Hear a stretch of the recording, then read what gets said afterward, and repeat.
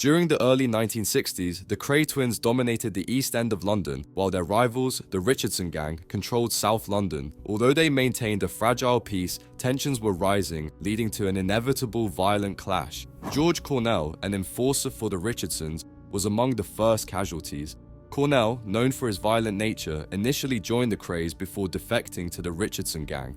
This switch led to increased hostilities between the two factions. Cornell's murder by Ronnie Kray marked the beginning of a brutal conflict. Born as George Myers on November 13, 1927, in the old boundary of St. George in the East, Stepney, London, he was one of 7 children to unwed parents. During his adolescence, George's father left, and his mother, Mary Ann Garrett, later married Joseph Cornell. Consequently, the siblings changed their surname by deed poll in the 1940s to match their stepfathers. From the age of 12, Cornell worked as a Billingsgate fish porter and later at the nearby docks. There, he ran credit rackets and became acquainted with criminals Lenny Hamilton and Billy Frost. Cornell's first criminal conviction as George Myers was for stealing chickens at 17 in October 1944. In May 1945, he was charged with garage breaking and larceny after stealing goods.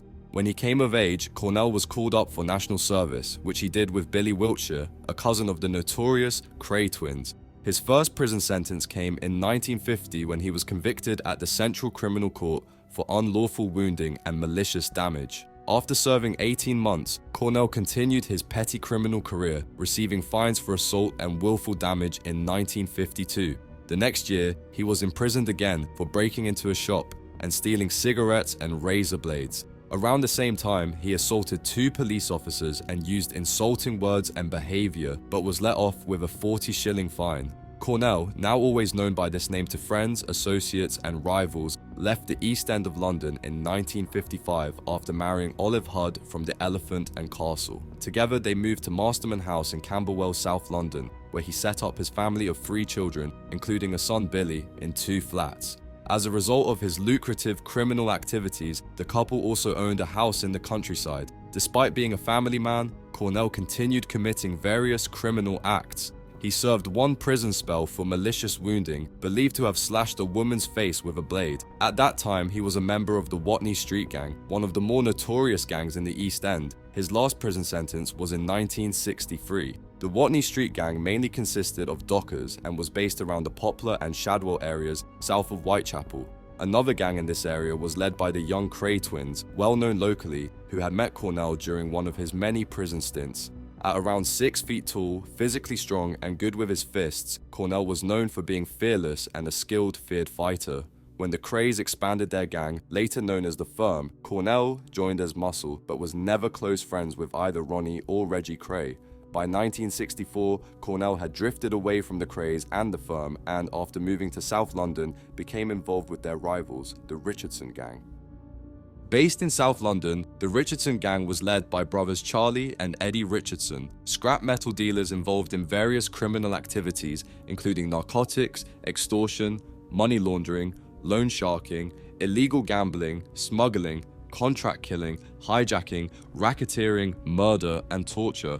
Cornell was allegedly heavily involved in drug dealing, particularly with Purple Hearts, Dexies, Uppers, Downers, and cannabis. He also participated in the pornography trade and was possibly linked with Jimmy Humphreys, who later exposed many corrupt police officials, including Commander Ken Drury of the Flying Squad. Due to his fighting skills, Cornell, along with his friends Mad Frankie Fraser and Jimmy Moody, became enforcers for the Richardson Gang. They often accompanied the Richardson brothers to meetings with the Krays, frequently held in pubs such as the Grave Maurice. The Richardson Gang became notorious for their brutal methods of dealing with suspected traitors and turncoats. Anyone suspected of collaborating with the police or a rival firm was hauled in for questioning. This often involved a mock trial, presided over by Eddie and Charlie, where punishments ranged from beatings to severe torture methods, such as whippings, teeth being pulled with pliers, a favorite of Fraser, cigarette burning, toes being removed with bolt cutters, nailing to the floor, and electric shocks administered until the victim fell unconscious.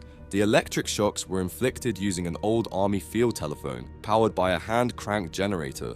Electrodes were attached to the victim's nipples or genitalia, and sometimes the victim was placed in a bath of cold water to enhance the electrical charge. Afterward, the bloodied victim was given a clean shirt by Charlie Richardson to return home. as their own shirt was usually covered in blood. It is unclear what role George Cornell played in the torture of suspected transgressors, but as an integral member of the Richardson Gang, he would have been expected to participate in rooting out traitors and intimidating anyone considering turning against the gang. The Richardsons were later indicted over the torture allegations and served prison sentences. Between 1965 and 1966, a feud developed between the Richardson Gang and the Kray's firm. This escalated in December 1965 when Cornell called Ronnie Kray a fat poof during a Christmas party at the Astor Club, leading to a fight and a personal vendetta between Ronnie Kray and George Cornell. On March 7, 1966, a gathering of the Richardsons at Mr. Smith's nightclub in Rushy Green, Catford, southeast London, included Eddie Richardson, Mad Frankie Fraser, George Cornell, and other members of the Hayward Gang. Dickie Hart, an associate of the Kray firm, was also present. Initially, the atmosphere was convivial as the groups drank together. However, a disagreement eventually erupted, leading to a fight between the two groups. During the altercation, Hart took out a gun and started shooting. While the details were unclear, someone shot Dickie Hart. The police soon rounded up the Richardson gang members, except for Cornell, who was not sought in connection with Hart's shooting. Frankie Fraser was later tried for Hart's murder, but was acquitted. Ray, the Belgian Cullinane, a Richardson member, testified that he saw Cornell kicking Hart. The murder of Richard Hart catalyzed open war between the Richardsons and the Krays, ultimately leading to the Richardson Gang's downfall.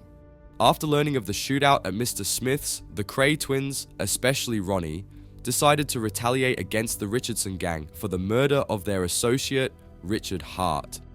With most Richardson members either jailed or hospitalized, Ronnie vowed vengeance.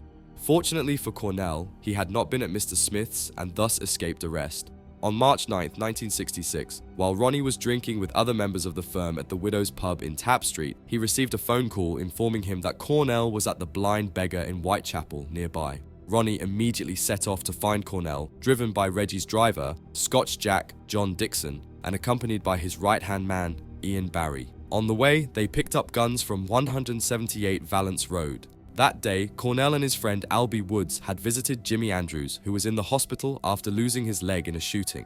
On their way back, they stopped for a drink at the Blind Beggar public house on Whitechapel Road, accompanied by another man, Johnny Dale. The three men entered the pub, ordered light ales, and sat on stools by the bar. With Dixon waiting in the getaway car, a Mark I Ford Cortina, Ronnie Kray and Ian Barry entered the pub around 8:30 p.m. They saw Cornell and his friends, along with 5 other customers, including an old man at the end of the bar reading a newspaper and a barmaid washing glasses, who had just put on the pub's record player, which was playing The Sun Ain't Gonna Shine Anymore by the Walker Brothers. Upon seeing Ronnie and Barry, Cornell smiled and said sardonically, "Well, just look who's here." Barry fired 2 warning shots into the ceiling, while Ronnie walked towards Cornell, took out a 9mm Luger, and calmly shot him once in the forehead above his right eye. They then left and drove away. An ambulance was called, and Cornell was taken to London Hospital, but was soon transferred to Maida Vale Hospital, specializing in brain injuries. At 10:29 p.m., roughly 2 hours after being shot, Cornell died before any operation could take place. Upon hearing of her husband's death, Cornell's wife, Olive, threw a brick through the window of 178 Valence Road in a fit of rage. News of Cornell's murder quickly spread. The Krays learned about it when Ronnie returned to the Widow Pub and informed his twin brother. As Ronnie cleaned up, a news report confirmed Cornell's death. Ronnie then burned his clothes, and the 9mm Mauser used to shoot Cornell was given to the cat burglar Charlie Clark for disposal. The aftermath of George Cornell's murder. The murder shocked both the public and the criminal underworld. Despite initial arrests, lack of evidence led to Ronnie's release. However, the escalating violence and pressure from authorities eventually led to the downfall of the Krays and the Richardsons. In 1968, the Krays and their associates were arrested. Key members of the firm turned against the twins, providing the needed testimony. In 1969, the Kray twins were sentenced to life imprisonment, with Ronnie convicted for Cornell's murder. He spent the rest of his life in Broadmoor Hospital, dying in 1995. Cornell was buried in Camberwell New Cemetery. Reflecting on the murder, Ronnie Kray expressed a disturbing sense of satisfaction and vividly recalled the event even decades later.